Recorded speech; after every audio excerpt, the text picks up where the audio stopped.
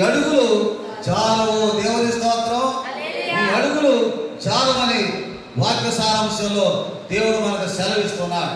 కనుక దేవుని యొక్క వాక్యము మన హృదయంలో ఉండాలి. దేవుని వాక్యము మనం కంఠస్థం అయిపోవాలి. సోమవారం ఏ వాక్యం అంటే నువ్వు చెప్పగలిగిన వారు ఉండాలి. ఈరోజు ఈ యొక్క శుక్రవారం ఏ వాక్యం చెప్పారు మద్రాసు పాస్టర్ అంటే, పాపం చేయకుండా ఉండాలంటే ఏం చేయాలి? ఏం చేయాలంటే మొదటిది దేవుని యొక్క వాక్యాన్ని హృదయంలో ఉంచుకోవాలి. దేవుని యొక్క వాక్యాన్ని వినాలి. దేవుని వాక్యాన్ని బట్టి ప్రార్థించాలి.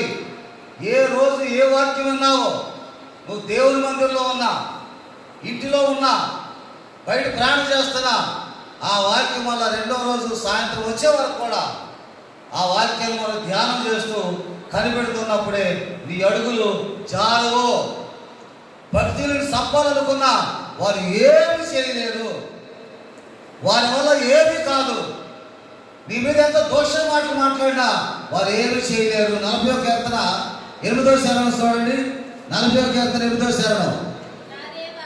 నా దేవా,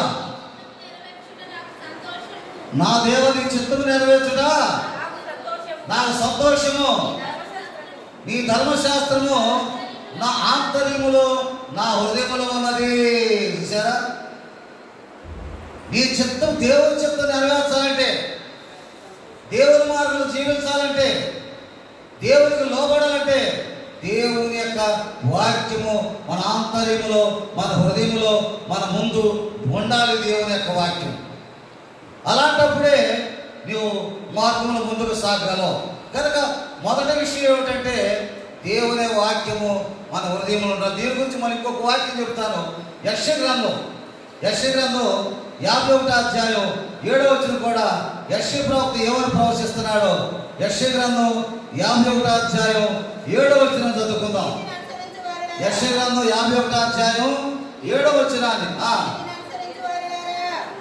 నీతిని అనుసరిస్తున్న వారులారా నా మాట వినండి, నా బోధను హృదయంలో ఉంచుకున్న జనులారా నా మాటను ఆలకించండి. మనుషులు పెట్టు నిందకు భయపడకుడి, వారి దోషుల మాటలకు దిగులు పడవద్దు. చూసారా? నీతిని అనుసరించే నా జనులారా, నా మాటలు నా హృదయం ఉంచుకున్న వారి జనులారా నా మాటలు మీరు ఆలకించండి. మనుషులు మిమ్మల్ని నిందలు పెడతారు, కనుక దూషిస్తారు. ఇప్పుడు నేను చెప్పిన మాటలన్నీ కూడా మనుషులు పెట్టి నిందకు భయపడకుడి, వారి దోషణ మాటలకు దిగులు పడకుడి. సరే? నింద, దోషణ ఇవన్నీ వస్తే కూడా భయము నీకుండదు, దిగులు నీకుండదు. కనుక భయము, దిగులు అనేది నీలోకి రానే రాదు అని వాక్య సారాంశం చెబుతున్నారు. ఎంత అద్భుతకరమైన మాట, ఎంత దీవెనకరమైన మాట, ఎంత సంతోషకరమైన మాట. కనుక మొదటి విషయం ఏమిటంటే దేవుని యొక్క వాక్యము మన హృదయంలో ఉండాలి. అప్పుడు నిందలేం చేయు, దోషులేం చేయు, వాటినేమి చేయదు. చెడిపోవాలని ప్రయత్నం చేసినా బాగుపడతాం, పడగొట్టాలని చేసినా నిలబడతాం, మోసకరమైన జీవితం ఎదురొచ్చినా భద్రంగా ఉంటాం. ఎలా భద్రంగా ఉండాలో, ఎలా నిలబడాలో, ఎలా బాగుపడాలో, ఎలా గెలవాలో నేర్చుకోవాలంటే దేవుని యొక్క వాక్యము మనలో ఉండాలి. రెండో విషయంలోకి వెళదాం. రెండో విషయం, ఇప్పుడు మొదటి విషయం చెప్పాను, మొదటి విషయంలో కొన్ని రిఫరెన్సెస్ చెప్పాను. ఇప్పుడు రెండో విషయంలోకి వెళదాం. 39వ కీర్తన మొదటి శరణం, 39వ కీర్తన మొదటి శరణం చదువుకుందాం. నా నాలుకతో పాపం చేయకున్నట్లు నా మార్గం జాగ్రత్తగా చూసుకున్నాను. భక్తిని నా ఎదుట ఉన్నప్పుడు నా నోటికి చిక్క ఉంచుకుందును.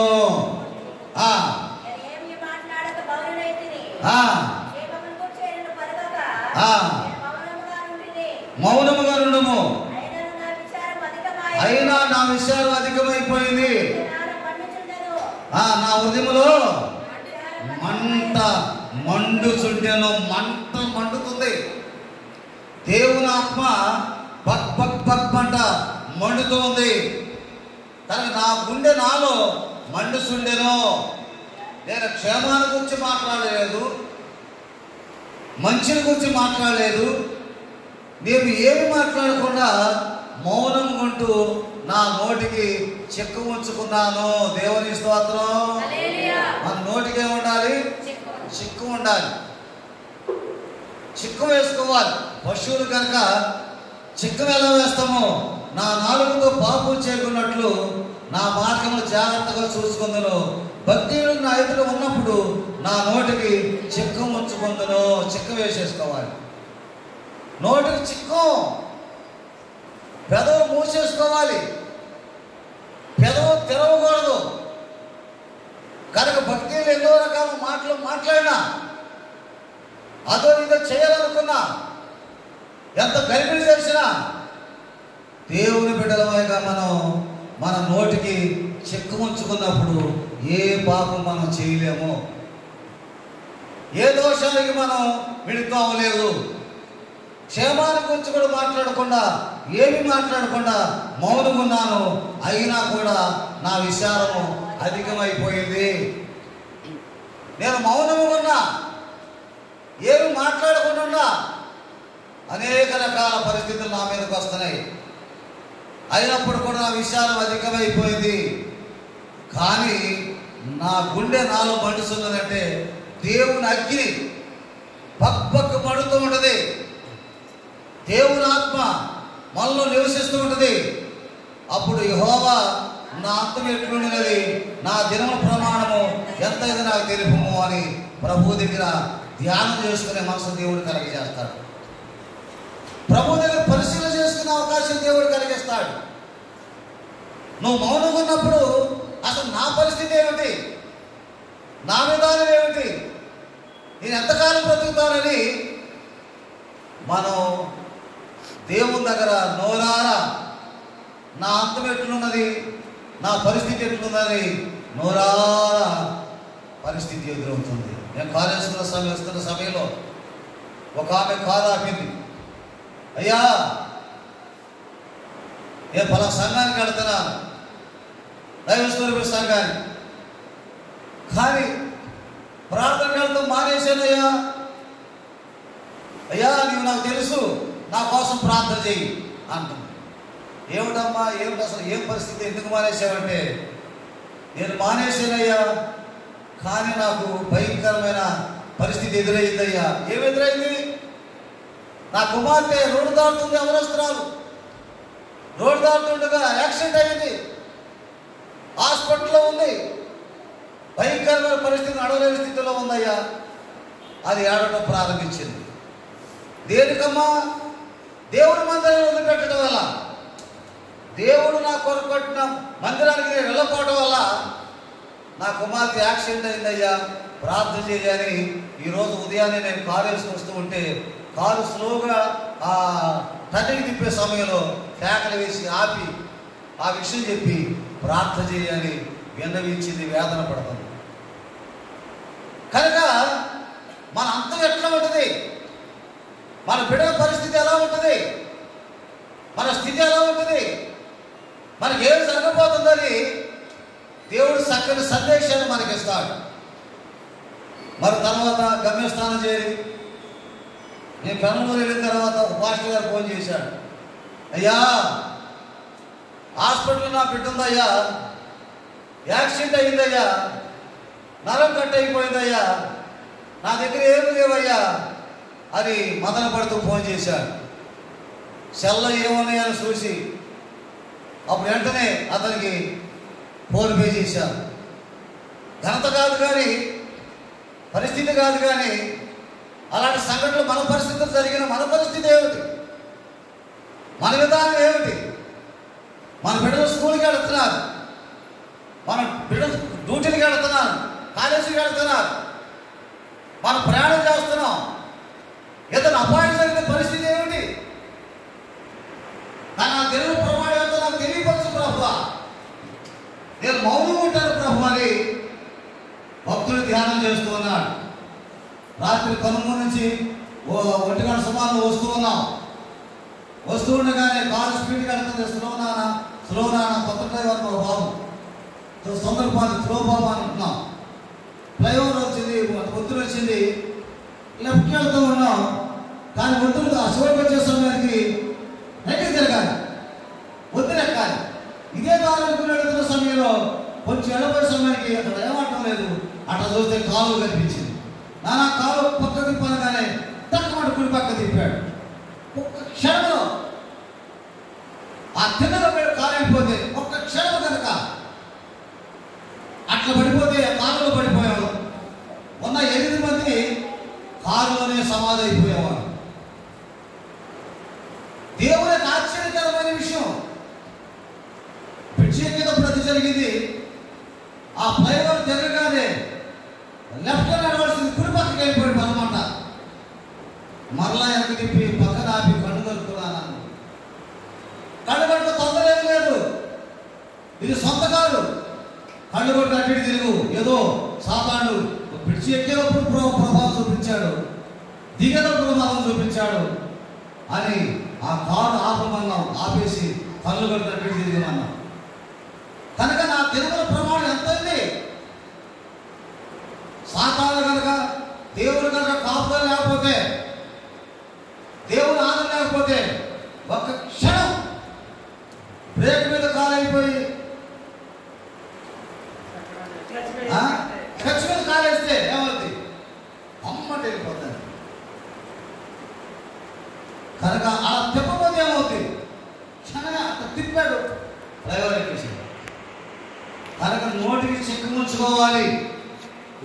నేనేదో గర్వంతో మాట్లాడుతూ, పొగరమోతాను మాట్లాడుతూ, కష్టం పెట్టుకున్న వాళ్ళ గురించి బోధ చేస్తూ, వాళ్ళ గురించి విమర్శిస్తూ, లేదా బోధించే వాళ్ళు విమర్శిస్తూ, ఏదో రకాలని పెద్దోడని గర్వంగా గంతులు వేస్తే ఆ ఒక కన్ను మూసి కన్ను తెరిచేలోపు 8 మంది కారులో ఉన్నాం, మొత్తం దాంట్లో దిగిపోయాం. అంతే. ఎంత అవమానకరమైన సంఘటన. కనుక రెండవది, నోటికి చిక్కము ఉంచుకోవాలి. కాని మాట మాట్లాడాడు మోషే లాంటి భక్తుడే. నా ఇల్లంతటి నమ్మకమైన వాడు అన్నాడు దేవుడు, భూమిలో సాత్వికుడు అన్నాడు దేవుడు. అలాంటి మోషే ద్రోహులలో త్రాగనంటే ఒక క్షణంలోనే ఇక నువ్వు పనికిరావని ఆపించేశాడు.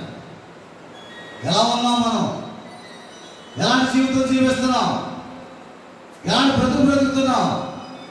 వాక్యమును దేవుని హృదయంలో ఉంచుకోవడమే కాకుండా, వాక్య ప్రకారం నడవడమే కాకుండా నోటికి చిక్కము ఉంచుకునేవారు ఉండాలి. మన నోటికి చిక్కు ఉంచుకోవాలి.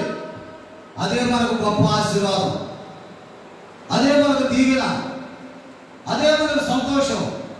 మన జీవితాల్లో అద్భుతకరమైన సరి చూస్తాం, కార్యాలు చూస్తాం, మహిమ కార్యాలు చూస్తాం, కొద్దికాలం బ్రతుకుతాం.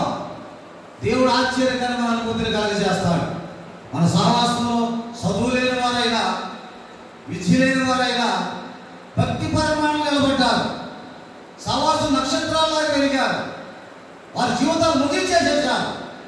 దేవుడు నిర్ణయించిన సమయం వరకు దేవుడు వాడు వాడుకున్నాడు. ఏది కలిగించాలో అది కలిగించాడు. ఏది చేయాలో దేవుడు వారితో జరిగించేశాడు. కనుక వారి భక్తిని బట్టి, వారి పట్టుదలను బట్టి, వారి దీక్షను బట్టి ఆకాశ నక్షత్రం లాగా వారు భూలోకాన్ని వదిలిపెట్టిన ఈ రోజు వరకు కూడా దైవ స్వరూపులో ఒక నక్షత్రం లాగానే వారి పేర్లు పోడబడుతున్నాయి. ఆ విషయాన్ని నువ్వు ఆలోచించగలుగుతున్నావా? ఆ విషయాన్ని తెలుసుకోగలుగుతున్నావా? కనుక ప్రతిరోజు దేవుని యొక్క వాక్యము మన హృదయం ఉంచుకోవటం వల్ల మన జీవితాలు ధన్యమవుతాయి.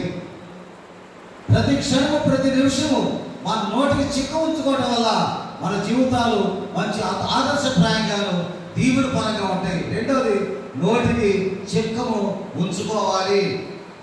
నోరు జారకూడదు. దేవుడి బిడ్డలు నోరు జారకూడదు. నోరు జారితే పరిస్థితులన్నీ వేరుగా ఉంటాయి. పరిస్థితులన్నీ తారుమారుగా ఉంటాయి. పరిస్థితి తారుమారైపోయినప్పుడు ఎంత ఏడ్చినా ప్రయోజనము లేని ప్రయోజనము లేనే లేదు. మూడో విషయంలోకి వెళదాం. మూడో విషయం, మొదటి తిమోతి రాసిన పత్రిక 5వ అధ్యాయం 22వ వచనం. మొదటి తిమోతి రాసిన పత్రిక 5వ అధ్యాయము 22వ వచనం చదువుకుందాం.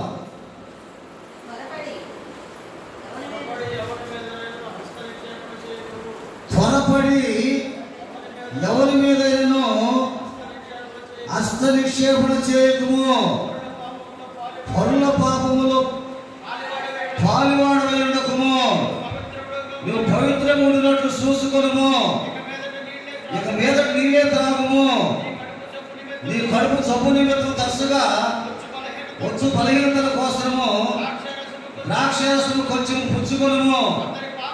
కొందరు పాపములు తేటగా బయలుపడి న్యాయపు తీర్పులో ముందుగా నడుస్తున్నవి, మరి కొందరు పాపములు వారి వెంట విడుస్తున్నవి.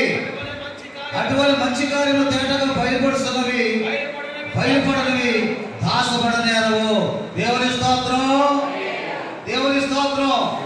మూడో విషయం ఏంటంటే పరుల పాపములలో పాలువాడై ఉండకము. వారితో ఏకీభవించవద్దు, వారితో కలిసి నడవద్దు, వారు కలిస్తూ మాట్లాడవద్దు. వాడు ఒక విమర్శిస్తున్నాడు, ఒకరు చెడ్డ ప్రచారం చేస్తున్నాడు, నువ్వు చేయొద్దు. ఏకీభవించ నిజమే, వాడు మంచివాడు కాదనే పాయింట్ నీ నోట రాకూడదు. కనుక త్వరపడి అతని పరుల పాపంలో పాల్గొనేందుకు నీవు పవిత్రులు ఉన్నట్టు జాగ్రత్తగా చూసుకో. నీ పవిత్రతను కాపాడుకో, నువ్వు పవిత్రం ఉన్నట్లు చూసుకో.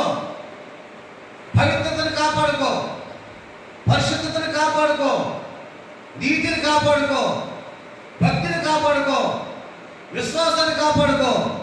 నీకు ఇచ్చిన వాటిని దేవుడు నువ్వు కాపాడుకుంటే కనుక ఎంతో తండ్రి అవుతావు. కొందరు పాపాలు ముందే ఆడుతున్నాయంట దేవుడి దగ్గర, వీడు ఎలా ముందే ఆడుతున్నాయంట. కొందరు పాపాలు వీడి వెంటే ఆడుతున్నాయంట. ఇదిగో వస్తున్నాడు యోధాన యోధుడు, ఎప్పుడు చెడ్డోడే, చెడ్డ ఆలోచన చేసేవాడే, చెడ్డక్రియలు చేసేవాడే, అస్తమానం ఎతడి వారి గురించి మాట్లాడుకుంటూ ఏకీభవిస్తూ తంటాలు వారని పేరు పొందిన వాడని అని వస్తున్నాడు. ఎవరంటే తంటాల వారు వస్తున్నాడని ముందే వాడి పాపాలు వాడు వెళ్ళక ముందే వెళ్ళిపోతాడంట దేవుని దగ్గర. కొందరు పాపాలు వారు వెంటాడుతుంటే తీసుకొస్తున్నాను.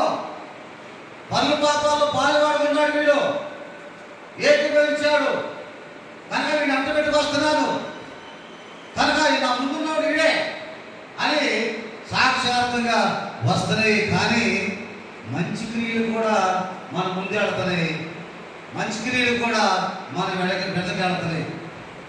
మంచి విషయాలు మన ముందే వెళ్తున్నాయి, మంచి విషయాలు కూడా మనం వెనకాడుతున్నాయి. కానీ ప్రభు చెప్పిన మాట ఏమిటంటే మూడవది, పరుల పాపాల్లో పాలువాడు ఉండవద్దు.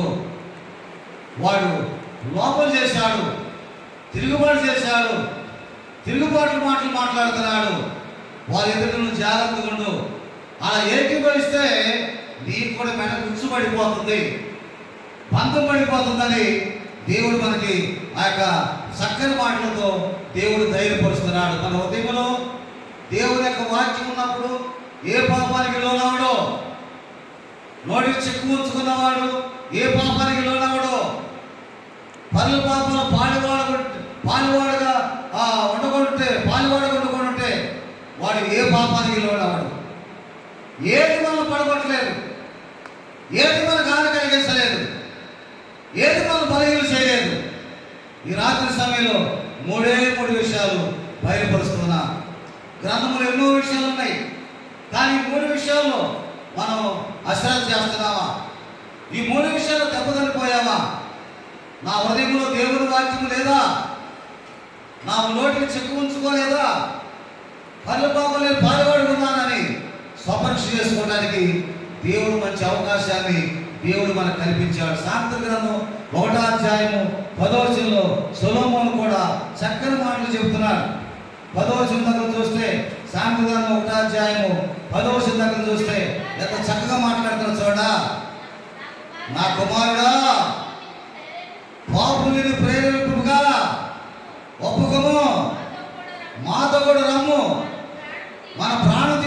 ఉందము. నిర్దోషి అయిన ఒకరి పట్టుకొనుటకు దాగి ఉందము. పాతాళ మనుషులు మిగిలినట్లు వారి జీవముతో మిగిలివేయదము. సమాధిలో దిగువారు మిగిలిపడినట్లు వారి పూర్ణ బలముతో ఉండగా మనం వారిని మిరిగివేద రమ్మని వారు చెప్పినప్పుడు నువ్వు ఒప్పుకోము. పలు విధమైన మంచి సొత్తులు మనకు దొరుకును. మన ఇంట్లో దోపుడు సొమ్ముతో నింపుకుందము. నీవు మాతో పాలువాడై ఉండము. మనందరూ సత్యం ఒకటే ఉండును అని నీతో చెప్పుదురు. నా కుమారుడ, నీవు వారి మార్గంలో పోకము. వారి త్రోవలను నడవకుండా నీ పాదము వెనుకకు తీసివేసుకొనుము. కీడు చేయుటకై వారి పాదములు పరిగెత్తును. నరహత్య చేయుటకై వారు త్వరపడుతుందురు. పక్షి సూచనలు ఉండగా వల వేయట వ్యర్థము. వారి స్వనాశనములకే పొంచుందురు. తమను తామే పట్టుకొనుటకై దాగిందురు. ఆశాపాతకులందరి గట్టి అట్టియే. సొలొమోను ఎంత చక్కని మాటలు చెప్తున్నాడు, ఎంత చక్కని మాటలు ఉద్దేశిస్తున్నాడు, ఎంత చక్కని మాటతో బలపరుస్తున్నాడు. నా కుమారుడా, పాపులని ప్రేరేపింపగా ఒప్పుకోమని దేవుడు ఆ యొక్క సొలొమోను కుమారుడును దావీదు కుమారుడును ఇశ్రాయేలు రాజైన సొలొమోను సామెతలు. సొలొమోను దెబ్బతిన్నాడు, బలహీనుడైపోయాడు, జారిపోయాడు కనుక ఆ సూక్తులు అతను తెలియపరుస్తున్నాడు. నా కుమారుడా, నువ్వు దెబ్బతినొద్దు, నువ్వు ఓడిపోవద్దు, నువ్వు చెడిపోవద్దు, నువ్వు పడిపోవద్దు. ఒకవేళ సంగతులను కలిగించిన ఎలా గెలవాలో నేర్చుకో, ఎలా భద్రపరచాలో నేర్చుకో, ఎలా లేవాలో నేర్చుకో, ఎలా బాగుపడాలో నేర్చుకో అని సొలొమోను చక్కని మాటలతో ఇక్కడ దేవుడు విషయాలు తెలియపరుస్తున్నాడు. వారితో పాల్గొనడము, పాపులని ప్రేరేపింపగా ఒప్పుకోవద్దు అని చెప్తున్నాడు. కనుక పాపము చేయకుండా ఉండాలంటే ఒకటి, హృదయంలో దేవుని యొక్క వాక్యం ఉంచుకోవాలి. రెండవది, నోటికి చిక్కు ఉంచుకోవాలి. మూడవది, పరుల పాపాల్లో ఉండకము. పరుల పాపాల్లో పాల్పడి ఉండవద్దు. అతనికి దూరంగా ఉంటే దేవుడు ఎంతో అద్భుతకరమైన కార్యాన్ని దేవుడు జరిగిస్తాడు. ప్రార్థన చేసుకున్నాం. ఈ రాత్రి సమయంలో నా హృదయంలో దేవుని వాక్యం ఉంచుకుంటాను, భద్రపరుచుకుంటాను. మరియమ్మ దేవుని మాట హృదయంలో ఉంచుకుంది, దేవుని మాట లోబడిపోయింది. ఇశ్రాయేలు ఇంట ఉన్నప్పుడు కూర్చున్నప్పుడు దేవుని మాట ఉచ్చరించారు, ధర్మశాస్త్రం హృదయం ఉంచుకున్నారు. వారి అడుగులు జారిపోలేదు, పడిపోలేదు, దెబ్బతినలేదు, దెబ్బతిన్న లేచి నిలబడ్డారు. అలాగే మన జీవితాల్లో దేవుని యొక్క వాక్యాన్ని హృదయం ఉంచుకుంటారు. ప్రభువా, ప్రతిరోజు నేను దేవుని యొక్క వాక్యాన్ని విని దాని ప్రకారంగా ప్రార్థిస్తాను. ప్రభువా, లాంటి సందర్భాలు భక్తులు ఎదుటి రకరకాల మాట్లాడినప్పుడు కూడా నా నోటికి చిక్కు ఉంచుకుంటాను. ప్రభువా, నేను ఏమి మాట్లాడకుండా మౌనం అయిపోతాను. ప్రభువా, అలా మౌనంగా ఉన్నప్పుడే నీ హృదయంలో దేవుని ఆత్మ ప్రజ్వలిస్తూ ఉంటుంది, దేవుని యొక్క నీలోకి వస్తూ ఉంటుంది, దేవుడిని నడిపిస్తూ ఉంటాడు. మూడవది, పరుల పాపాలు. వాడు చెడిపోయాడు, వాడు దెబ్బతిన్నాడు, వాడు దూషించాడు, వాడు గేలి చేశాడు. అలాంటి గేలి చేసిన, దెబ్బతిన్న, పడిపోయిన వారితో నువ్వు పాలివాడ ఉండకము, దూరం ఉండు. అతనితో ఏకీభవించవద్దు. నువ్వు దెబ్బతింటావు, పరిస్థితి దూరం అయిపోతుంది, దేవుడు దూరం అయిపోతావని చక్కని సూక్తులతో మూడు విషయాలు దేవుడు ఈరోజు మన ముందుంచాడు. దయగలిగిన మా ప్రభా, శక్తిమంతుడా, మహిమ కలిగిన మా రాజా, మీ కొందనాలు చెల్లిస్తున్నాం. మీరే మాకు తోడుగా ఉండి నడిపించండి, మీ ఆత్మశక్తితో నడిపించండి, మీ కృపతో నడిపించి బలపరచండి. ఆలయాన్ని నిర్మించావు, పురాతన ప్రారంభం నుంచి మా ప్రభు స్థాపించబడి ఈ మందిరంలో దీపం ఆరిపోకుండా వెలిగిస్తూ ఉన్నావు. ఈ దాసుని ఎవరి కావాలని బిడ్డని స్థిరపరిచి బలపరిచి దీపం వెలిగించడానికి యాజకులు నిలబెట్టావు. ప్రభు, ఈ ఆత్మశక్తితో ప్రారంభించి ఎలాంటి ఆరాధన జరిగినాయో, ఎవరు వచ్చినా రాకపోయినా అలాంటి క్రమాన్ని తుజ తప్పకుండా ఆ టైం ప్రకారంగా ప్రార్థనలు కొనసాగించడానికి ఎవరికల్ని బిడ్డలు స్థిరపరిచి బలపరిచి నడిపించావు మా ప్రభు. ప్రార్థన చేయడానికి కాపుదలగా ఈ సంఘం కొరకు కాపుదలకు నిలబెట్టావు ప్రభు. శిష్య బృందాన్ని కూడా ఏర్పాటు చేసి నడిపించండి. సంఘంలో శిష్య బృందాన్ని లేవనెత్తండి. ప్రేమించి ఇచ్చిన బిడ్డలను కుమారుల్ని భార్యను కూడా జ్ఞాపకం చేసుకోనండి. ఆత్మీయుల కుమారుల్ని కుమార్తెలు కూడా జ్ఞాపకం చేసుకోనండి. ఆత్మీయుల సంఘాన్ని అందరూ మీరు జ్ఞాపకం చేసుకోనండి. మీ ఆత్మశక్తితో మీ ఆత్మ బలంతో ప్రతి బిడ్డ పక్షాన్ని తోడుకుండి ఆత్మ కాపుదల తెలిపి సహాయం చేసి బలమైన యోధులు కాదు, బలమైన సంఘంలో నిలబెట్టి ఏ కార్యక్రమం జరిగినా ముందుకు నడిపించి సంఘం సహకారం నిలబెట్టి ఆదరించి సహాయం చేసి కాబట్టి బలపరచగలని మా కొరకు శిలువ మీద మరణం పొంది తెలిసి యేసుక్రీస్తు నామములో అడుగుతున్నాము తండ్రి. ఆమేన్. పరలోకమందున్న మా తండ్రి, మీ నామం పరిశుద్ధపరచబడును గాక, మీ రాజ్యం మాకు వచ్చును గాక, మీ చిత్తం పరలోకమందు నెరవేర్చిన భూమి మీద నెరవేరును గాక. మాకు కావాల్సినదని మాకు దయచేయండి. మనం క్షమించిన ప్రకారం మా భూమిని క్షమించండి. మమ్మల్ని శోధనలో తన దృష్టిలో తప్పించండి. ఎందుచేత రాజ్యము బలము శక్తి నిరంతరం నీవే నాకు తండ్రి. ఆమేన్. తండ్రి యొక్క ప్రేమ, కుమారుని కృప, పరిశుద్ధాత్మ దేవునికి ఇచ్చే సావాసం మా అందరికీ ఎల్లప్పుడు తోడుకుంటుంది గాక. ఆమేన్. యేసు రక్తముకే జయం, ప్రవేశ రక్తముకే జయం, అపార సర్వనాశనం. ఆమేన్, ఆమేన్, ఆమేన్, ఆమేన్, ఆమేన్. అందరు కొందరండి, అందరు కొందరు.